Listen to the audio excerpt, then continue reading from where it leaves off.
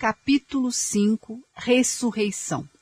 Se tivermos que acreditar literalmente nas profecias das Escrituras, devemos esperar que quando Jesus voltar, os santos irão retornar à vida em carne. Seus corpos, enterrados e completamente decompostos, serão reconstituídos ao seu estado original. 1 aos Tessalonicenses, capítulo 4, versículo 16. Mateus, capítulo 27, versículo 52. Por um lado, estas profecias são a palavra de Deus, e como pessoas de fé, devemos aceitá-las. Por outro lado, pelo nível atual do nosso conhecimento, estas profecias não fazem sentido. Isto provoca uma grande confusão na fé cristã. Por isso, é importante elucidar o verdadeiro significado da ressurreição. Seção 1. Ressurreição. Ressurreição significa voltar à vida. Para voltar à vida, é preciso que estejamos mortos. Para desvendar o significado da ressurreição, devemos esclarecer os conceitos bíblicos de vida e de morte. Conceitos bíblicos de vida e morte. Quando um discípulo perguntou a Jesus se podia voltar à sua casa para enterrar o seu pai falecido, Jesus disse: "Deixa aos mortos o enterrar os seus mortos." Lucas, capítulo 9, versículo 60. Através destas palavras de Jesus, está claro que a Bíblia contém dois conceitos distintos de vida e de morte. O primeiro conceito de vida e morte diz respeito à vida física. Aqui, a morte significa o fim da vida física, como era o caso do falecido pai do discípulo que ia ser sepultado. Neste sentido, a vida diz respeito ao estado em que o eu físico mantém suas funções fisiológicas. O segundo conceito de vida e morte com respeito àquelas pessoas vivas que tinham se reunido para sepultar o homem falecido, às quais Jesus chamou de os mortos. Por que Jesus se referiu àquelas pessoas cujos corpos estavam vivos e ativos como mortos? Ele queria dizer que por elas não terem aceitado Jesus, estavam afastadas do amor de Deus e habitavam no reino dominado por Satanás. Este segundo conceito de morte não se refere à expiração da vida física. Significa deixar o seio do amor de Deus e cair no domínio de Satanás. Aqui, o conceito de vida refere-se ao estado de viver de acordo com a vontade de Deus, sob o domínio do seu infinito amor. Portanto, embora o eu físico de uma pessoa esteja vivo, se ela viver separada do domínio de Deus e sob a alçada de Satanás, ela estará morta de acordo com o juízo do padrão original de valor. A mesma conclusão pode ser tirada das palavras de julgamento do Senhor em relação ao povo infiel da igreja de Sardo. Eu sei as tuas obras, que tens nome de que vives e estás mortos. Apocalipse, capítulo 3, versículo 1.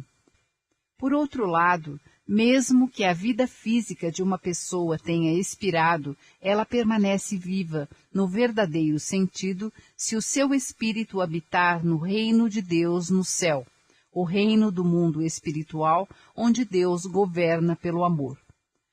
Quando Jesus disse: "Quem crê em mim, ainda que esteja morto, viverá", ele queria dizer que aqueles que creem nele e vivem no reino do domínio de Deus têm vida. João, capítulo 11, versículo 25. Mesmo depois dos seus corpos físicos terem retornado ao solo, seus espíritos gozarão da vida no domínio de Deus. Jesus disse também: "E todo aquele que vive e crê em mim nunca morrerá." João, capítulo 11, versículo 26. Ao dizer que aqueles que acreditam nele nunca morrerão, ele quis dizer que aqueles que creem em Jesus durante as suas vidas físicas obterão uma vida eterna, não neste mundo, mas em espírito, no seio do amor de Deus. eles estarão vivos tanto neste mundo quanto no próximo.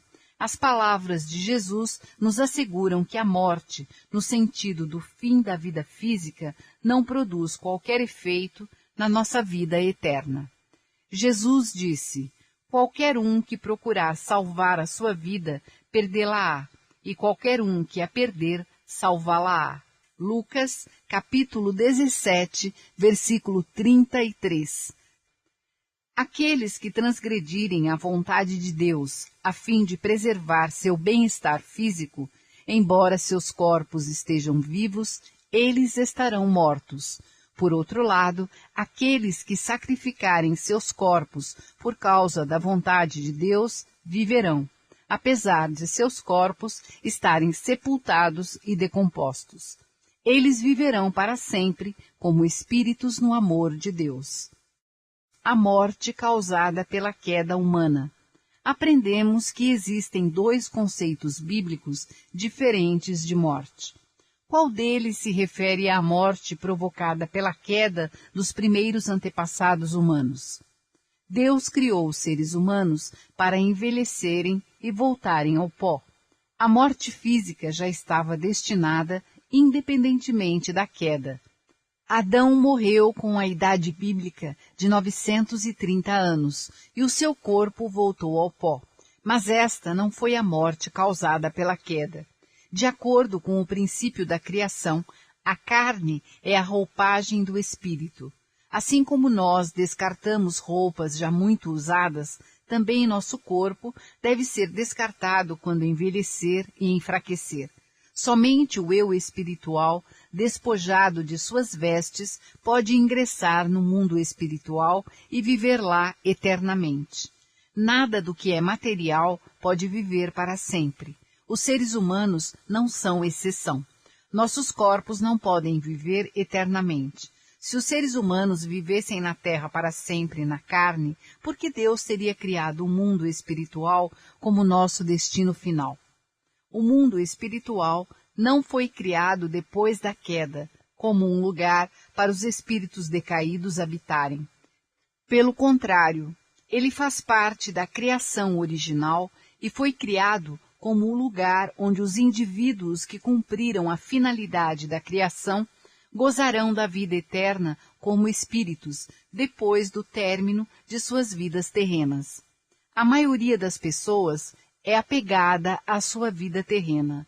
Elas lamentam a sua passagem porque, devido à queda, tornaram-se ignorantes quanto ao fato de que, depois de descartarem sua vestidura física, viverão para sempre no belo e eterno mundo espiritual. A transição da vida física para a vida no mundo espiritual pode ser comparada à metamorfose de uma lagarta em borboleta. Se a lagarta tivesse autoconsciência, poderia sentir o mesmo tipo de apego que as pessoas sentem em relação à sua vida terrena, pela sua existência limitada, caminhando sobre as folhas das plantas. Provavelmente, ela também estaria relutante em terminar sua existência como lagarta, desconhecendo que estaria destinada a entrar numa nova fase da vida como borboleta, gozando das flores perfumadas e de seu doce néctar para júbilo de seu coração. O relacionamento entre a existência terrena e a vida de um espírito é semelhante ao relacionamento entre a lagarta e a borboleta. Além disso, se não tivesse ocorrido a queda, as pessoas terrenas poderiam relacionar-se com espíritos tão naturalmente como se relacionam entre si no mundo físico. Elas saberiam que a morte não é a partida final que as separa de seus entes queridos da terra. Se as pessoas soubessem da beleza e da felicidade do mundo em que elas ingressam depois de atingirem a perfeição na terra e de morrerem naturalmente, esperariam ansiosamente pelo dia em que elas entrariam naquele mundo. Como a queda não causou a morte no sentido da expiração da vida física, podemos deduzir que ela trouxe o outro tipo de morte. Analisemos isto um pouco melhor. Deus disse a Adão e Eva que no dia em que comessem do fruto da árvore do conhecimento do bem e do mal, certamente morreriam. Gênesis capítulo 2, versículo 17. Já que Deus os advertiu, Adão e Eva devem ter morrido de fato quando comeram do fruto. Todavia, Adão e Eva continuaram sua vida terrena depois da queda e deram à luz filhos que se multiplicaram até formarem a atual sociedade humana corrupta. Podemos concluir que a morte causada pela queda não significa o fim da vida física, mas a queda do bom domínio de Deus para o mau domínio de Satanás. Citemos alguns exemplos da Bíblia. Está escrito: nós sabemos que passamos da morte para a vida, porque amamos os irmãos. Quem não ama seu irmão permanece na morte. 1 de João, capítulo 3, versículo 14. Aqui, o amor significa o amor de Deus. Uma pessoa que não ama seu próximo com o amor de Deus está morta, apesar de permanecer ativa e viva na terra. Este é também o sentido dos versículos. Porque o salário do pecado é a morte, mas o dom gratuito de Deus é a vida eterna. E porque a inclinação da carne é morte, mas a inclinação do espírito é vida e paz. Romanos, capítulo 6, versículo 23. Romanos, capítulo 8, versículo 6. O significado da ressurreição. Até hoje, muitos têm acreditado que a morte causada pela queda foi a morte física. Consequentemente, o conceito bíblico de ressurreição tem sido interpretado como um renascimento da morte física, acreditando que a ressurreição dos mortos envolve a regeneração biológica de seus corpos decompostos. No entanto, a queda dos primeiros antepassados humanos não provocou esta espécie de morte. De acordo com o princípio da criação, o corpo humano foi criado para retornar ao pó depois de envelhecer. O corpo decomposto não pode ser restaurado ao seu estado original. Além disso, o espírito não precisa de um outro corpo físico, pois está destinado a gozar de vida eterna no vasto mundo espiritual. A ressurreição pode ser definida como o processo de restauração da vida do estado de morte causada pela queda do reino do domínio de Satanás de volta para o reino do domínio direto de Deus através da providência da restauração. Assim, sempre que nos arrependemos por nossos pecados e nos elevamos a um estado mais alto de bondade, somos ressuscitados a esse nível. A Bíblia esclarece o processo da ressurreição da seguinte forma: na verdade vos digo que quem ouve a minha palavra e crê naquele que me enviou tem a vida eterna e não entrará em condenação, mas passou da morte para a vida. João, capítulo 5, versículo 24.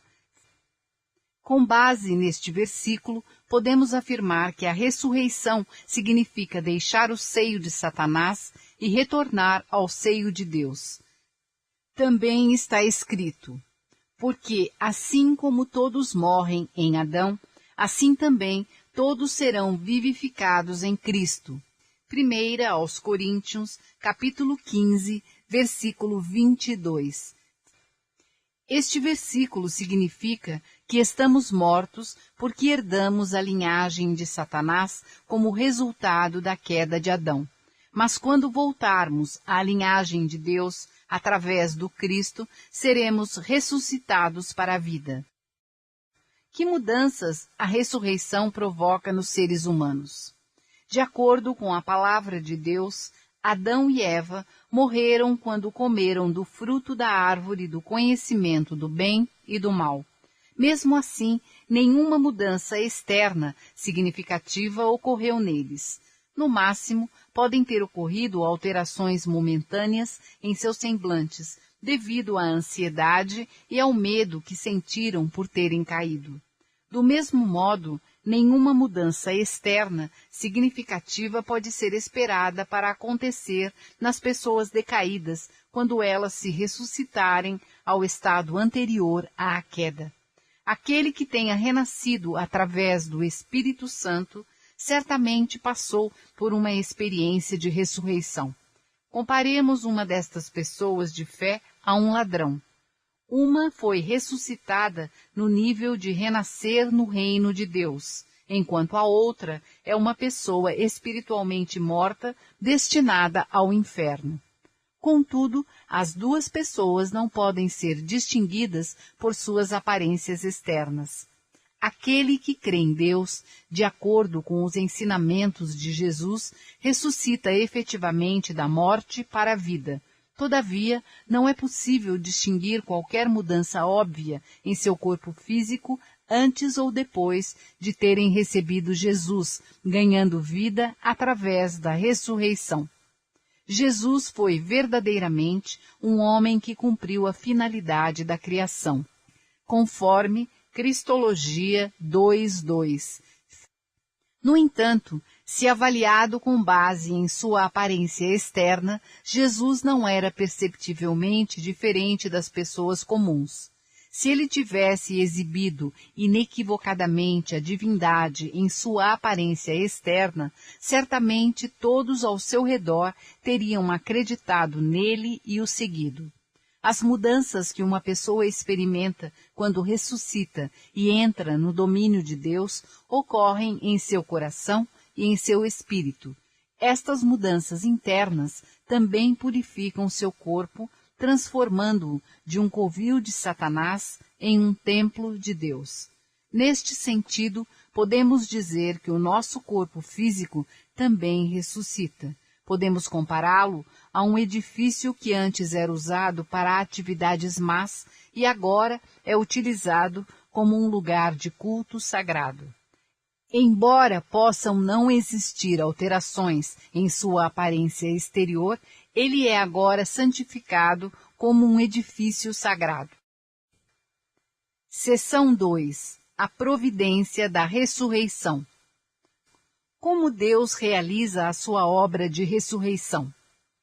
A ressurreição significa o processo através do qual uma pessoa decaída é restaurada ao seu estado original destinado por Deus. A providência da ressurreição, assim, significa a providência da restauração. Como a providência da restauração é a obra da recriação de Deus, a ressurreição é uma obra de recriação. Desse modo, a providência da ressurreição é realizada de acordo com o princípio da criação, da seguinte maneira.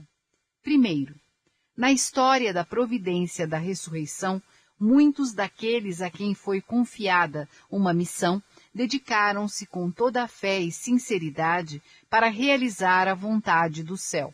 Embora não tenham cumprido totalmente suas responsabilidades, baseando-se em sua devoção, eles expandiram o fundamento sobre o qual as gerações subsequentes puderam formar um relacionamento de coração com Deus.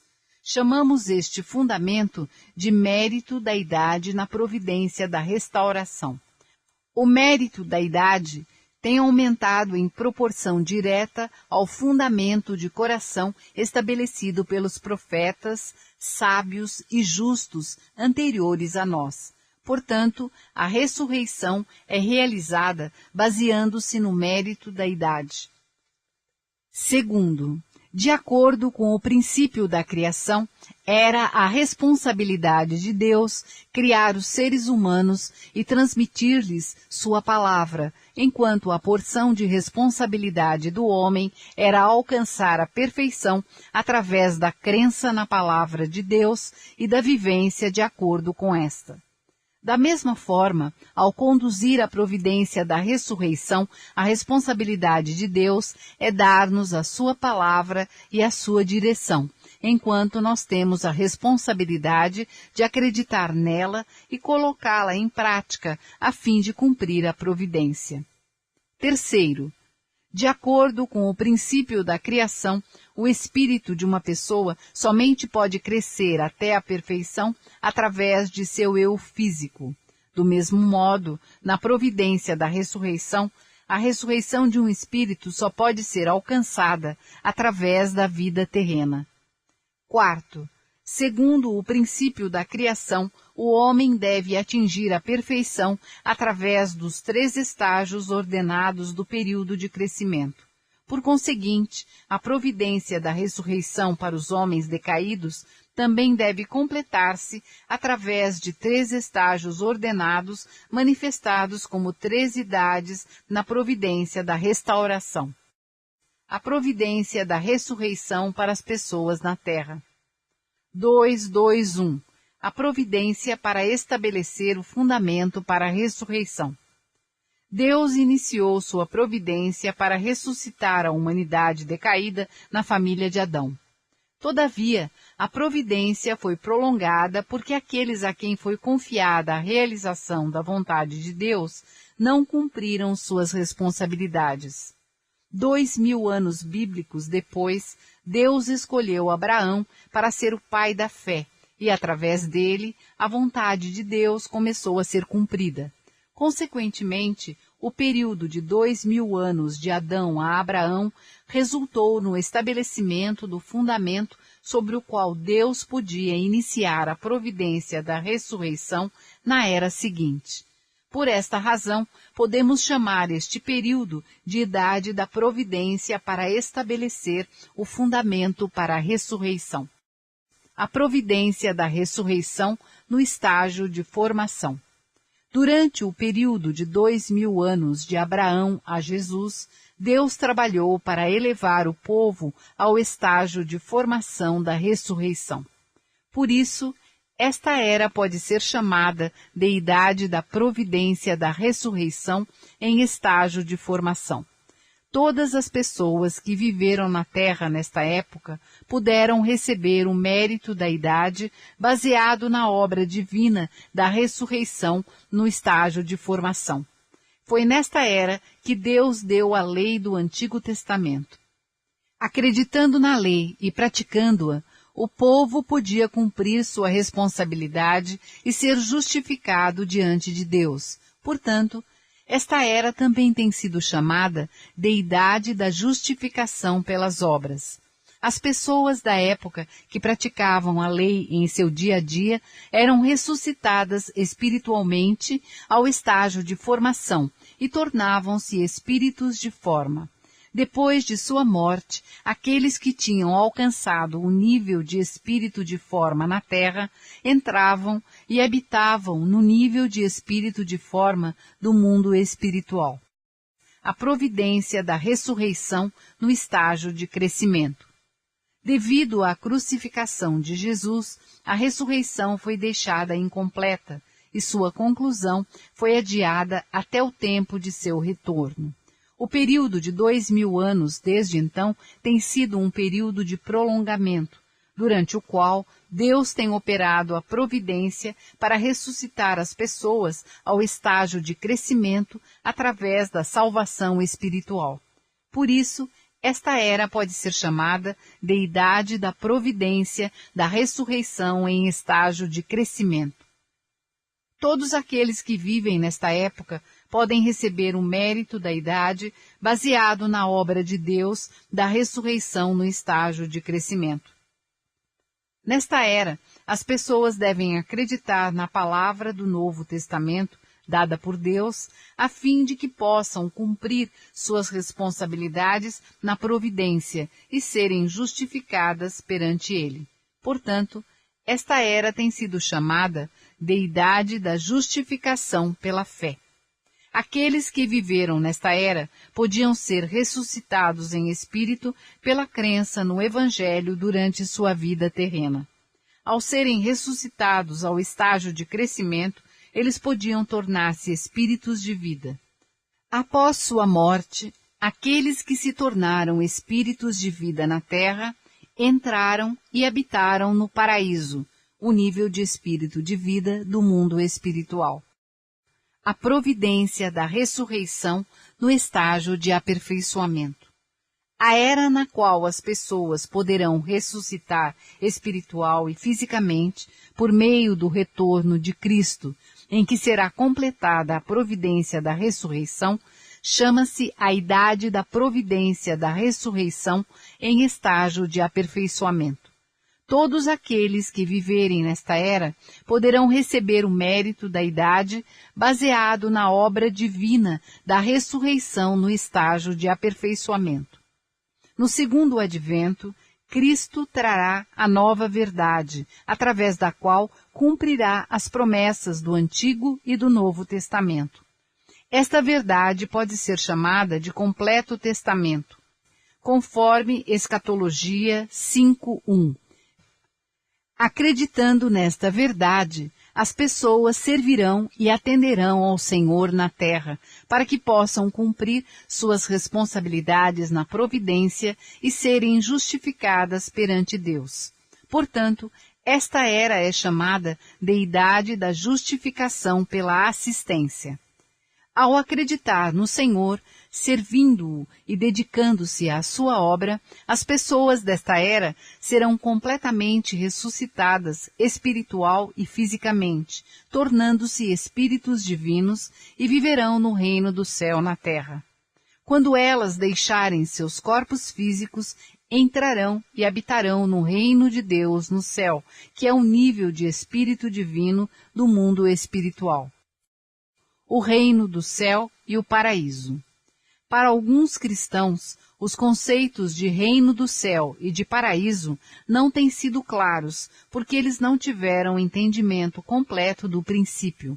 Se Jesus tivesse completado sua missão como Messias na terra, o reino do céu na terra teria sido estabelecido em seu tempo. O reino de Deus no céu também teria sido realizado naquele tempo, uma vez que as pessoas de caráter perfeito que tivessem vivido no reino do céu na terra passassem para o mundo espiritual como espíritos divinos. Todavia, devido à morte de Jesus na cruz, o reino do céu na terra não foi realizado. A terra nunca assistiu ao aparecimento de pessoas que tivessem alcançado o nível de um espírito divino. Nunca ninguém se tornou um cidadão do reino do céu no mundo espiritual, o qual foi criado como um lar para os espíritos divinos. Por isso, o reino de Deus no céu permanece vazio e incompleto. Por que então Jesus disse que todo aquele que acreditasse nele entraria no reino do céu? Porque o propósito original pelo qual ele veio à terra era estabelecer o reino do céu. Contudo, Jesus morreu na cruz antes de poder estabelecer esse reino, devido à descrença do povo.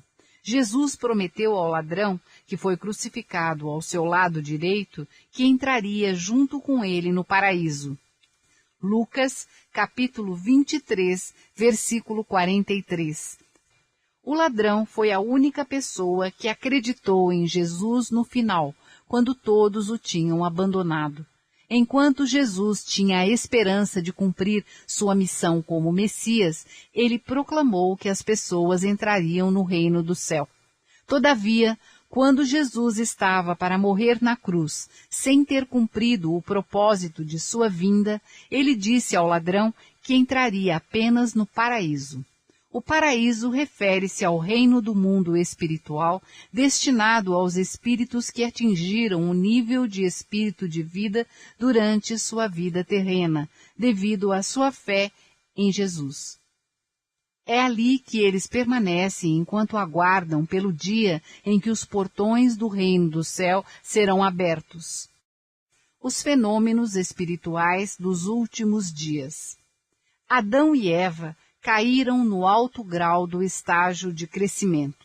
Os seres humanos estão agora sendo restaurados ao alto grau do estágio de crescimento por meio da providência da restauração, depois de terem passado pela era do Antigo Testamento e pela era do Novo Testamento.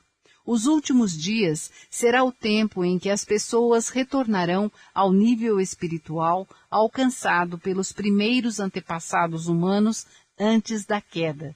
Hoje é o tempo dos últimos dias, no qual as pessoas começam a alcançar este nível espiritual por todo o mundo. Tal como Adão e Eva, antes da queda, podiam conversar diretamente com Deus, também hoje muitas pessoas na Terra conseguem se comunicar com o mundo espiritual. A profecia de que nos últimos dias acontecerá, diz Deus, que do meu Espírito derramarei sobre toda a carne, e os vossos filhos e as vossas filhas profetizarão, os vossos mancebos terão visões e os vossos velhos sonharão sonhos, pode ser explicada com base neste aspecto do princípio. Atos dos Apóstolos, capítulo 2, versículo 17. Nos últimos dias, muitas pessoas receberão a revelação. Tu és o Senhor. Muitas vezes essas pessoas serão levadas a acreditar que são a segunda vinda de Cristo, porque elas se desviam do caminho certo. Deus, depois de criar os seres humanos, Deus lhes deu o mandamento de governar o universo. Gênesis capítulo 1, versículo 28. No entanto, devido à queda, eles não têm sido capazes de realizar esta bênção. Quando as pessoas decaídas são restauradas espiritualmente através da providência da restauração ao alto grau do estágio de crescimento, elas atingem um nível de coração igual àquele que Adão e Eva possuíam antes da queda. Deus concede a determinadas pessoas que se encontram nesta fase a revelação de que são o Senhor, reconhecendo que elas alcançaram o nível de maturidade em que Ele podia ter abençoado os primeiros seres humanos com o domínio sobre o universo. Nos últimos dias, os fiéis que pela sua fé e devoção se qualificam para receber a revelação de que são o Senhor, estão em uma posição semelhante à de João Batista, que veio com a missão de preparar o caminho de Jesus. João, capítulo 1, versículo 23. Da mesma forma, estas pessoas de fé recebem também a missão de preparar, em seu âmbito particular de responsabilidade, o caminho para Cristo no segundo advento. Uma vez que elas atuam como representantes do Senhor em suas respectivas áreas, Deus lhes dá a revelação de que elas são o Senhor. Quando alguém dotado da capacidade de comunicação espiritual recebe a revelação de que é o Senhor, deve compreender este fenômeno através dos ensinamentos do princípio. Não deve agir erroneamente, confundindo-se com o Cristo do segundo advento. Caso contrário, ele acabará desempenhando o papel de um anticristo. Esta é a razão porque a Bíblia contém profecias acerca do aparecimento de muitos anticristos nos últimos dias. 1 de João, capítulo 2, versículo 18. Aqueles que têm comunicação espiritual confundem-se muitas vezes e entram em conflito entre si devido aos diferentes níveis do mundo espiritual com os quais eles se comunicam, e são diferentes os conteúdos das revelações que eles recebem. 1 aos Coríntios, capítulo 15, versículo 41. Embora as pessoas espiritualmente sensíveis estejam em contato com o mesmo mundo espiritual, porque suas circunstâncias e posições variam e seu caráter, intelecto e espiritualidade estão em níveis diferentes, sua forma de percepção do mundo espiritual também é diferente. Estas diferenças causam conflitos entre eles. As pessoas que contribuem para a providência da restauração normalmente são responsáveis apenas por uma parte da providência. Focando-se apenas em seu relacionamento vertical com Deus, elas muitas vezes não são sensíveis em seu próprio relacionamento horizontal com outras pessoas espiritualmente abertas. Por isso, podem ocorrer lutas entre elas, pois cada uma pensa que a vontade de Deus, à qual ela serve, é diferente daquelas às quais as outras pessoas estão servindo. Seus conflitos são agravados quando cada uma recebe a revelação de que é a melhor. Porém, Deus dá esse encorajamento para incentivar cada uma delas a fazer o seu melhor na realização de sua missão particular no âmbito maior da providência. Deus também dá tais revelações porque cada uma é, de fato, a mais capacitada para sua respectiva área de missão. Além disso, quando as pessoas de fé se tornam espiritualmente abertas e alcançam o nível de coração igual ao de Adão e Eva antes da queda, elas devem enfrentar um teste semelhante àquele que Adão e Eva falharam em vencer. Se não forem cuidadosas, elas podem cometer o erro da queda. É extremamente difícil vencer essa tentação sem o entendimento do princípio. Infelizmente, muitas pessoas religiosas têm falhado em vencer esse teste, anulando em um instante as realizações conquistadas ao longo de anos de devoção e esforço.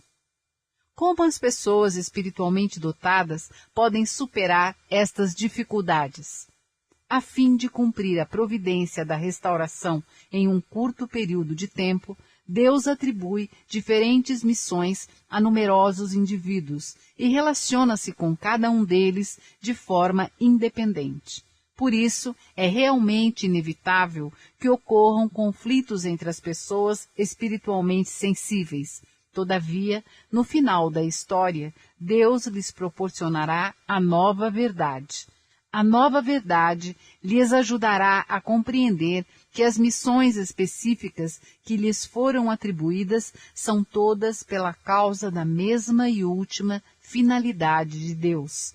A nova verdade as guiará a cooperarem umas com as outras e a trabalharem em harmonia para realizar a maior finalidade da providência da restauração. Nesta era, todas as pessoas espiritualmente dotadas devem deixar sua teimosia de insistir que são as únicas que fazem a vontade de Deus e partir em busca de palavras de verdade mais elevadas e compreensivas que as ajudem a entender corretamente suas posições e a verdadeira natureza de suas missões providenciais.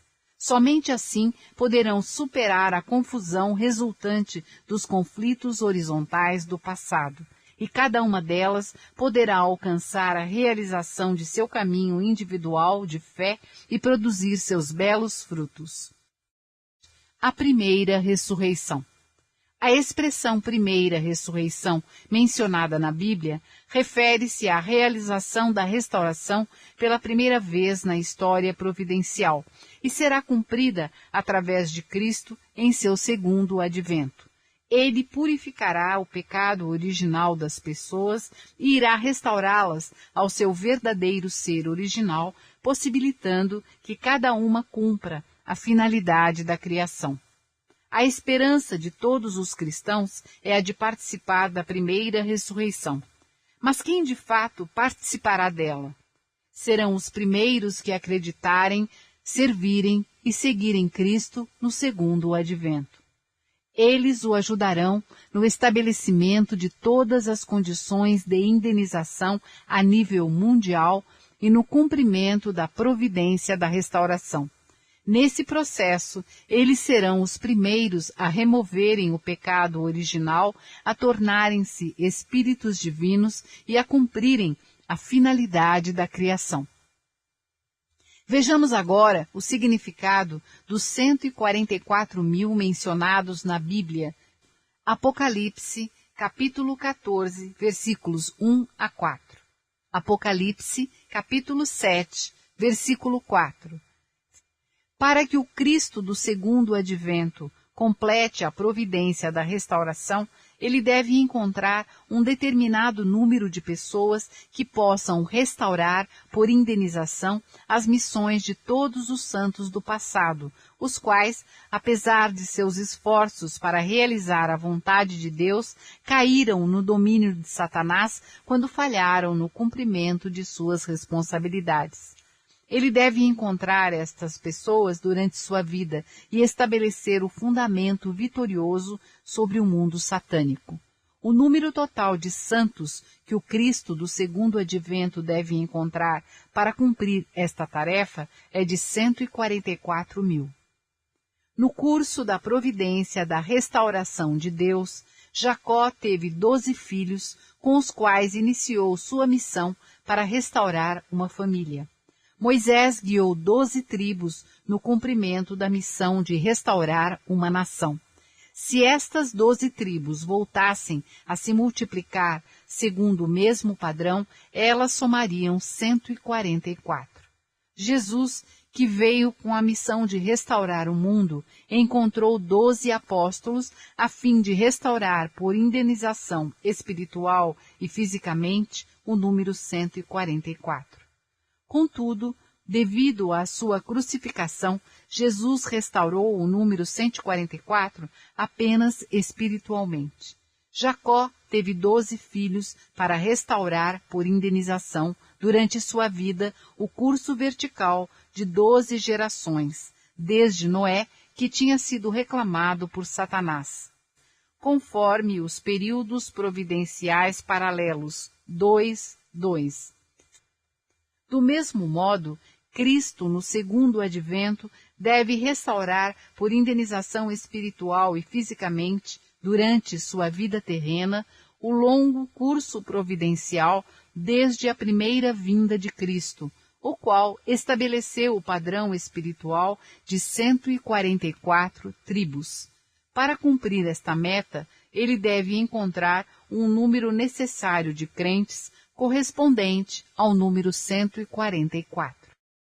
A providência da ressurreição para os espíritos. A finalidade e o processo da ressurreição da volta.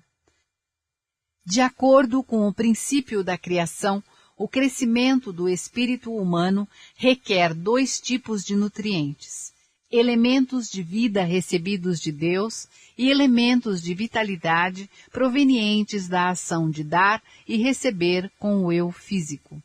Os espíritos não podem crescer nem serem ressuscitados separados de um eu físico. Consequentemente, os espíritos das pessoas que morreram antes de alcançar a perfeição durante sua vida terrena podem ser ressuscitados somente através de seu retorno à Terra e do cumprimento de sua responsabilidade inacabada, mediante a cooperação com as pessoas da Terra. Ao ajudarem as pessoas de fé que vivem na Terra na realização de suas missões, os espíritos podem completar suas próprias missões ao mesmo tempo. Aqui se encontra o significado implícito do versículo que prediz que nos últimos dias o Senhor virá com milhares de seus santos. Judas, capítulo 14. Chamamos este processo de ressurreição da volta.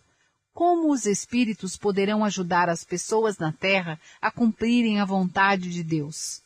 Quando as pessoas ficam receptivas aos espíritos por meio de orações ou outras práticas espirituais, estes descem até elas para formar uma base comum e cooperar com seu eu espiritual.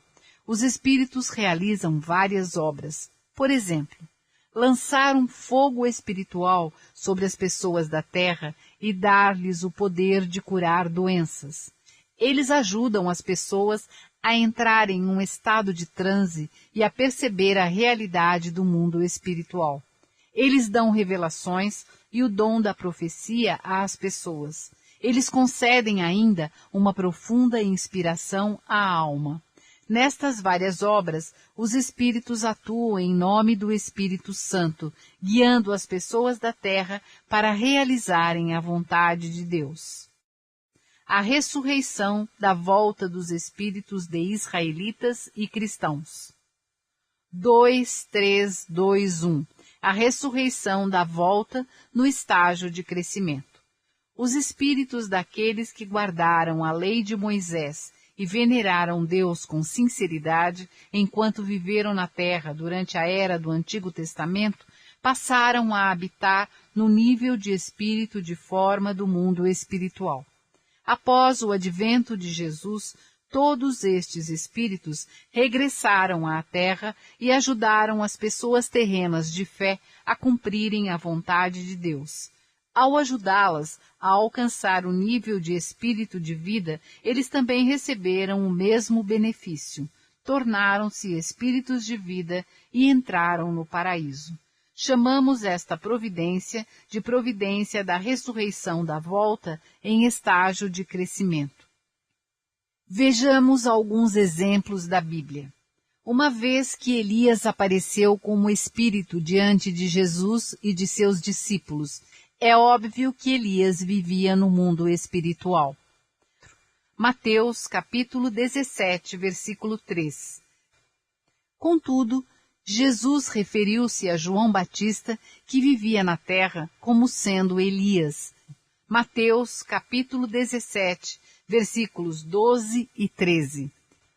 Jesus o chamou de Elias porque, em termos de sua missão comum, o corpo de João servia simultaneamente como corpo de Elias. O espírito de Elias desceu sobre João Batista para ajudá-lo a cumprir a missão que Elias havia deixado inacabada durante sua vida terrena. Isto foi a ressurreição da volta de Elias. A Bíblia registra que quando Jesus morreu na cruz, muitos corpos de santos ergueram-se de seus túmulos. Mateus, capítulo 27, versículo 52. Este versículo não significa que os corpos decompostos dos santos se regeneraram, permitindo-lhes levantarem-se em carne. Pelo contrário, ele descreve o fenômeno espiritual da ressurreição da volta. Os espíritos dos judeus fiéis desceram à terra, vindos do mundo espiritual do nível de espíritos de forma onde viviam. Eles regressaram para ajudar os fiéis que na terra tiveram a oportunidade de se beneficiar da redenção pela cruz ao acreditarem em Jesus, tornando-se espíritos de vida. Ao fazerem isto, os espíritos regressados também se tornaram espíritos de vida. Se os santos tivessem se erguido fisicamente dos túmulos, como está escrito literalmente na Bíblia, certamente teriam testemunhado o fato de que Jesus era o Messias. Então, quem ousaria persistir na descrença em Jesus? Além disso, suas obras e ações teriam sido registradas na Bíblia. No entanto, existe apenas um vago relato de que os santos se ergueram de seus túmulos. Aquele foi um fenômeno espiritual fugaz e percebido apenas pelos fiéis cujos sentidos espirituais estavam abertos. Em comparação com o paraíso, no qual as pessoas podiam entrar em virtude da redenção pela crucificação de Jesus, a região do mundo espiritual onde permaneciam os espíritos dos santos do Antigo Testamento era relativamente escura e miserável. Por isso, foi chamada de túmulo. A ressurreição da volta no estágio de aperfeiçoamento. Os espíritos das pessoas que acreditaram em Jesus enquanto viveram na terra durante a era do Novo Testamento tornaram-se espíritos de vida e entraram no paraíso depois de suas mortes. Após o segundo advento, todos estes espíritos regressarão à terra para ajudar as pessoas de fé a acreditar e a servir o Cristo regressado. Ajudando as pessoas na terra a alcançarem um nível de espíritos divinos, eles também receberão o mesmo benefício, tornando-se espíritos divinos. Quando os santos da terra passarem para o outro mundo e entrarem no reino de Deus, no céu, os espíritos da volta também entrarão no reino. Esta providência é chamada de providência da ressurreição da volta em estágio de aperfeiçoamento. Nesta providência, não somente os espíritos ajudam as pessoas da terra, mas também as pessoas terrenas cooperam para a ressurreição daqueles espíritos. Analisemos o seguinte versículo. E todos estes, tendo tido testemunho pela fé, não alcançaram a promessa, provendo Deus alguma coisa melhor a nosso respeito, para que eles, sem nós, não fossem aperfeiçoados. Hebreus, capítulo 11, versículos 39 e 40. Com esta explicação, podemos entender que este versículo descreve precisamente a ressurreição da volta. Ele mostra que os espíritos que vivem no mundo espiritual não podem atingir a perfeição sem a cooperação das pessoas terrenas. Além do mais, está escrito: em verdade vos digo que tudo o que ligardes na terra será ligado no céu, e tudo o que desligardes na terra será desligado no céu. Mateus, capítulo 18, versículo 18. Este versículo ensina que a menos que os crentes desliguem primeiro o que está ligado na terra, os espíritos não poderão desligar o que está ligado neles. Uma vez que os espíritos só podem ser ressuscitados através da cooperação com os fiéis na terra, aos quais eles possam descer, Jesus entregou as chaves do reino dos céus a Pedro, representando os fiéis terrenos, para que ele pudesse destrancar os portões do reino dos céus aqui na terra. Mateus, capítulo 16, versículo 19. A ressurreição da volta dos espíritos que habitam fora do paraíso. Existem vários níveis de espíritos que habitam fora do paraíso. Cada um tem um modo de alcançar a ressurreição da volta. Analisemos primeiro a ressurreição da volta dos espíritos que acreditaram numa religião diferente do cristianismo durante suas vidas. Assim como duas pessoas devem formar, em primeiro lugar, uma base comum entre si para poderem trabalhar juntas em um objetivo comum, as pessoas terrenas e os espíritos somente podem trabalhar juntos para alcançar um objetivo providencial comum depois de formarem uma base comum. Por conseguinte, um espírito que retorna à Terra para ser ressuscitado procura entre as pessoas terrenas um parceiro que siga a mesma religião na qual ele acreditava durante a sua vida na Terra. O espírito desce sobre a pessoa de sua escolha e a guia. Quando ele ajuda aquela pessoa a cumprir a finalidade da providência da restauração, ambos recebem o mesmo benefício.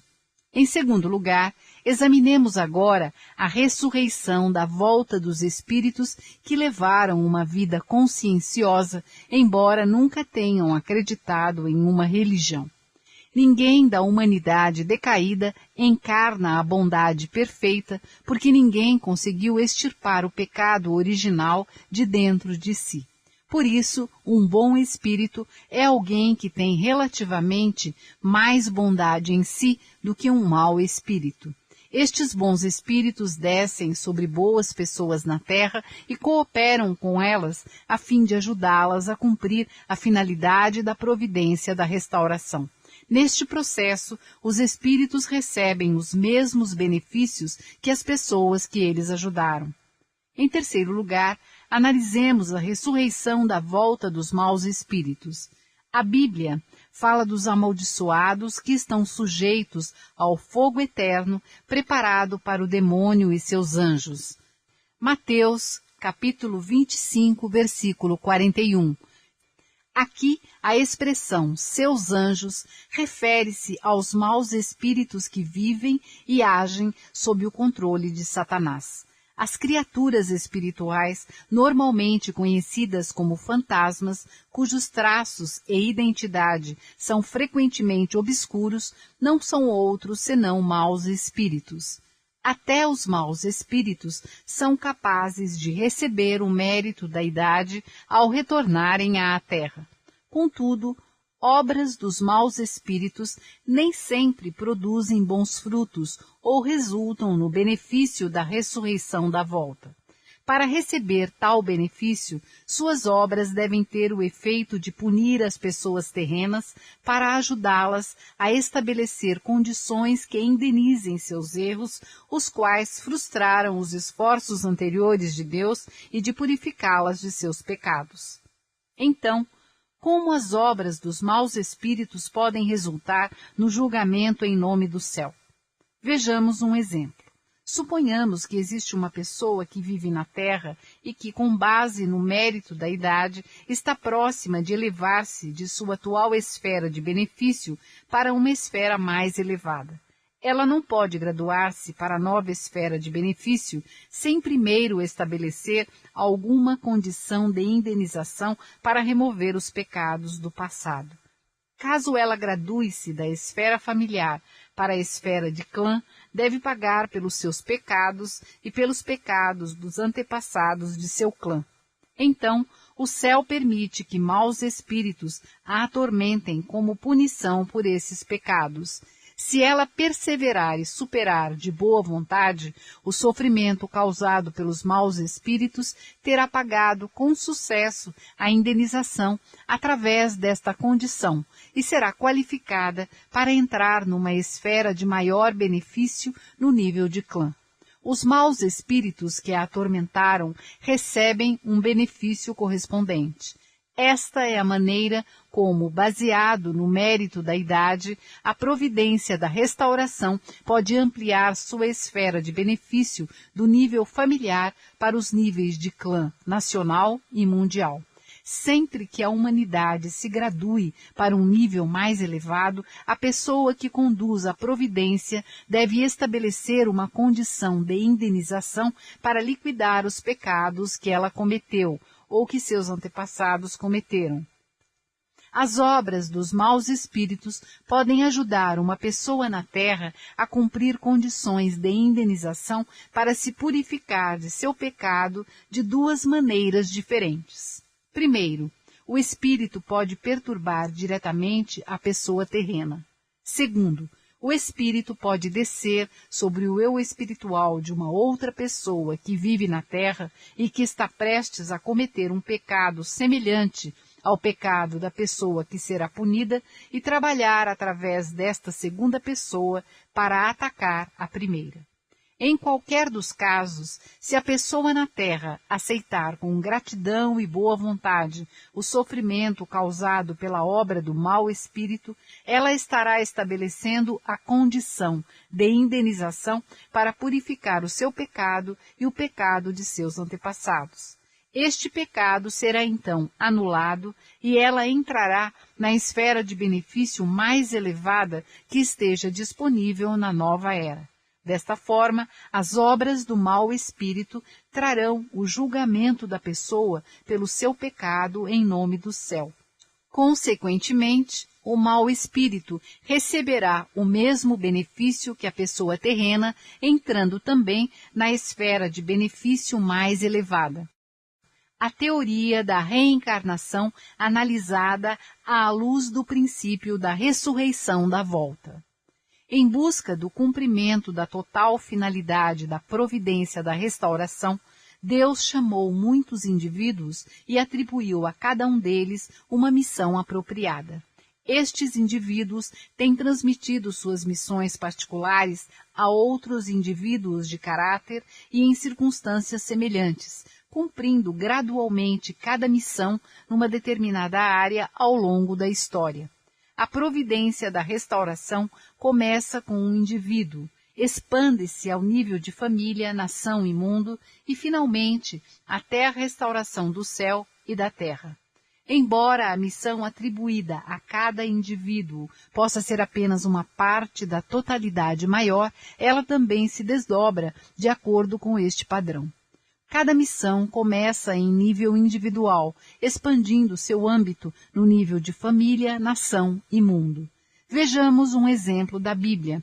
A missão iniciada por Abraão em nível individual e familiar foi transmitida a Moisés em nível nacional e a Jesus em nível mundial. Os espíritos que não conseguiram completar suas missões durante a vida terrena devem regressar até as pessoas na Terra que possuam o mesmo tipo de missão que elas tiveram durante seu tempo de vida. Quando um espírito ajuda uma pessoa terrena a cumprir a vontade de Deus, essa pessoa não só cumpre a sua própria missão, mas também a missão do espírito que a auxiliou. Por isso, do ponto de vista da missão, o eu físico da pessoa serve simultaneamente como o eu físico do espírito. Em certo sentido, a pessoa terrena representa a segunda vinda de um outro espírito do passado. Às vezes pode ser chamada pelo mesmo nome desse espírito e parece ser a reencarnação dele. Na Bíblia, João Batista devia ter cumprido a missão que Elias deixou inacabada durante sua vida terrena, uma vez que recebeu o auxílio de Elias no desempenho de suas atividades. Jesus chamou João de Elias porque o eu físico de João servia simultaneamente com o corpo de Elias, conforme Ressurreição 2:3-2:1. Nos últimos dias, missões de nível mundial serão confiadas a algumas pessoas na Terra. Elas deverão herdar e completar as responsabilidades de todos os espíritos do passado que se dedicaram à mesma missão. Estes espíritos descerão sobre tais pessoas e as ajudarão a completar as obras que deixaram inacabadas. Uma vez que as pessoas na Terra, de certa forma, são a segunda vinda daqueles espíritos guias, elas poderão pensar que são a sua reencarnação. Por isso, nos últimos dias, aparecerão pessoas que jurarão ser a segunda vinda de Jesus, o Maitreya Buda, Confúcio, a verdadeira oliveira ou a árvore da vida. As doutrinas hinduístas e budistas da reencarnação interpretam estes fenômenos externos sem o benefício do conhecimento do princípio da ressurreição da volta. Seção 3. A unificação das religiões através da ressurreição da volta. A unificação do cristianismo através da ressurreição da volta. No tempo do segundo advento, todos os espíritos de vida que habitarem no paraíso descerão às pessoas da terra que, acreditando e servindo ao Senhor, poderão alcançar o nível de espírito divino. Cooperando com tais pessoas, ajudando-as a cumprirem a vontade de Deus na providência da restauração, aqueles espíritos poderão usufruir o mesmo benefício e entrar no reino do céu, conforme Ressurreição 2:3-2:2. Por conseguinte, todos os espíritos descerão do paraíso nesse tempo e auxiliarão os fiéis na terra. Embora o tempo da visitação possa variar de acordo com a fé do indivíduo, sua natureza inata e as realizações dos seus antepassados pela providência, mais cedo ou mais tarde, cada fiel será guiado pelos espíritos do paraíso para ir diante do Cristo do segundo advento e dedicará sua vida pela causa da vontade de Deus. Por esta razão, o cristianismo está destinado a ser unificado. A unificação de todas as religiões através da ressurreição da volta. Como foi explicado anteriormente, todas as religiões que têm procurado a mesma finalidade última estão gradualmente convergindo para formar uma única esfera cultural baseada nos ideais cristãos, conforme Escatologia 4:2. O cristianismo não existe pela sua própria causa, mas tem como sua missão final o cumprimento das finalidades de todas as religiões da história humana. O Cristo, que em seu segundo advento deve vir como o centro do cristianismo, é também o Maitreya Buda, que regressará de acordo com os ensinamentos do budismo. O homem verdadeiro, esperado na tradição religiosa chinesa, o Chong Doryong, aquele cuja vinda é aguardada por muitos coreanos. O Cristo é também a figura central cujo advento é aguardado por tantas outras religiões. Consequentemente, na segunda vinda de Cristo, todos os espíritos que durante suas vidas terrenas acreditaram em religiões não cristãs também regressarão à Terra, tal como os espíritos do paraíso, para serem ressuscitados, apesar do tempo de seu retorno variar, dependendo de sua posição espiritual. No segundo advento, estes espíritos devem conduzir os fiéis de suas respectivas religiões até Cristo, ajudá-los a acreditar nele e auxiliá-los no cumprimento da vontade de Deus. Podemos encontrar um exemplo paralelo desse fato no primeiro advento de Cristo, quando os 3 magos do Oriente, que eram zoroastrianos, vieram à procura de Jesus e o veneraram após o seu nascimento.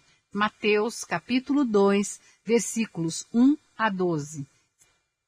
Da mesma forma, todas as religiões finalmente se unirão em torno de um cristianismo renovado. A unificação das pessoas não religiosas através da ressurreição da volta. Os espíritos que levaram uma vida conscienciosa durante suas vidas terrenas, mas não professaram nenhuma religião, também regressarão à Terra no tempo permitido para receberem o benefício da ressurreição da volta. Eles guiarão as pessoas de consciência que vivem na Terra a encontrarem Cristo no segundo advento e a auxiliarem-no no cumprimento da vontade de Deus. A finalidade última da providência da restauração de Deus é salvar toda a humanidade. Portanto, Deus tenciona abolir completamente o inferno após a passagem do tempo necessário para cada indivíduo se redimir de seus pecados. Se o inferno permanecesse para sempre no mundo em que a finalidade de Deus tivesse sido realizada, isso contradiria a perfeição de Deus, o seu ideal e a sua providência da restauração. Até mesmo os pais decaídos não conseguem sentir alegria quando um dos seus filhos está infeliz. Não será esse um problema ainda mais sério para Deus, o nosso Pai Celestial? Está escrito: o Senhor não retarda a sua promessa, ainda que alguns a têm por tardia. Mas é longânimo para convosco, não querendo que alguns se percam, senão que todos venham a arrepender-se. 2 de Pedro, capítulo 3, versículo 9. Por conseguinte, o inferno não pode existir para sempre. Nenhum traço do inferno permanecerá no mundo ideal, que é cumprimento do desejo mais profundo de Deus. Nos últimos dias, no tempo oportuno, maus espíritos descerão à terra sobre as pessoas más, do mesmo nível espiritual, e irão ajudá-las a cumprir a vontade de Deus. De fato, até mesmo maus espíritos deram testemunho de que Jesus era o Filho de Deus. Mateus, capítulo 8, versículo 29. Por sua participação nestas várias providências, durante um longo período de tempo, todas as pessoas convergirão gradualmente para a finalidade do mundo ideal de Deus.